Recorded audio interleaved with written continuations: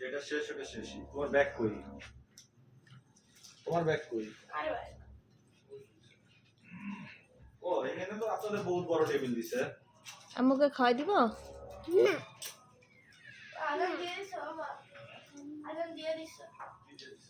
খাও খাও, তুমি খাওয়ার দিকে মনোযোগ দাও। ও আজান দিয়েছো? আমি বলেছি আমাদের আজান দিয়েছে তাই বলতেছো। সেটাই তো, আমি তো ওটাই বলতেছি আজান। বুঝা বাইরে যান। আজান।